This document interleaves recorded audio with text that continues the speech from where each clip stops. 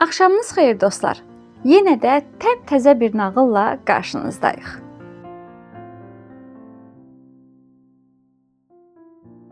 Bu axşam sizə Yaponların Tilsimli Yelpi adlı nağılını danışacağam. Çox qədim zamanlarda uzaq bir ölkədə gənc çoban yaşayırdı. Bu çoban çox yaraşıqlı idi, amma cibində bircə qəpiyi də yox idi. Bir gün çoban kənddəki qoca balıqçının qızını gördü və bir könüldən min könülə qıza aşiq oldu. Gündüz xəyallarında, gecə də yuxularında balıqçı qızını görürdü. Qız da çobana aşiq olmuşdu. Odur ki, tezliklə gənclər evlənməyə qərar verdilər. Amma boş yerə cəhd edirdilər. Balıqçı qızını yoxsul çobana yox, zəngin, amma yaşlı bir tacirə ərə vermək istəyirdi. Tacir qızımla evlənsə, bütün ailəmin güzəranı düzələr.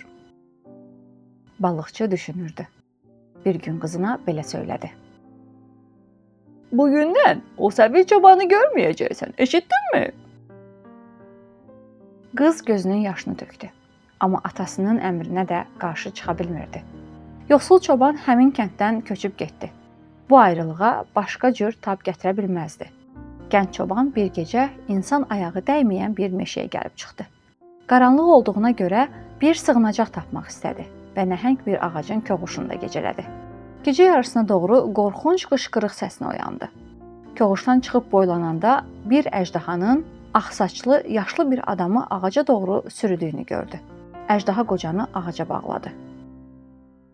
Səni sabah yeyəcəyəm.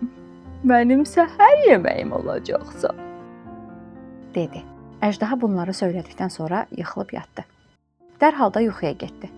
Elə xorulduyurdu ki, meşə gürültü ilə silkələnirdi. Gənc çoban heç düşünmədən ağacın koğuşundan çıxıb qocanın bağlandığı ipləri açdı. Qoca ona belə dedi. Həyatımı xilas etdin oğlum. Sənə bu yelpiyi hədiyyə verirəm.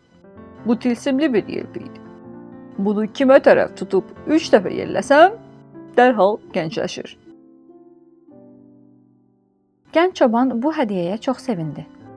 Tez öz kəndinə qayıtdı. Kəndin girişində toya gedən insanlarla qarşılaşdı.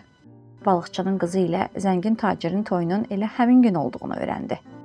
Bir az sonra toy karvanı göründü.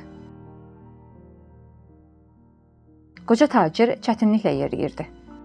Yanındakı dünya gözəli gəlinin isə üzü ağappaq idi. Qoca tacirə ərə getməyə məcbur olduğu bəlli idi. Gənc çoban bunu görüb çox məyus oldu. Amma bu toya mane olmaq üçün əlindən heç nə gəlmədiyini bilirdi. Heç olmasa sevgilim xoşbəxt olsun. Bu yaşlı əri cavanlaşsın. Deyə düşünərək yelpiyini qoca tacirin üzünə doğru 3 dəfə yellədi. Tacir hamının gözü qarşısında cavanlaşdı. Ağ saçları qaraldı. Dərsindəki qırışlar hamarlaşdı. Amma bu qədər cavanlaşmaq acgöz tacirə bəs eləmədi. Oğlanın əlindən yelpiyi qapıb üzünə doğru yelləməyə başladı.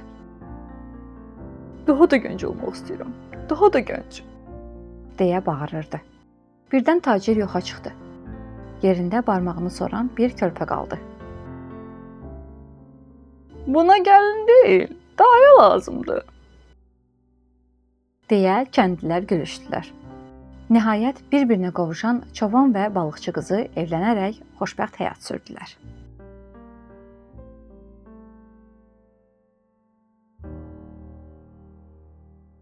Bu axşamki nağılımızın da beləcə sonuna gəldik. Növbəti axşam yeni bir nağılla qarşınıza gələcəyik. Amma siz hansı nağılı dinləmək istəyirsinizsə, mütləq şərhlərdə bizimlə bölüşün.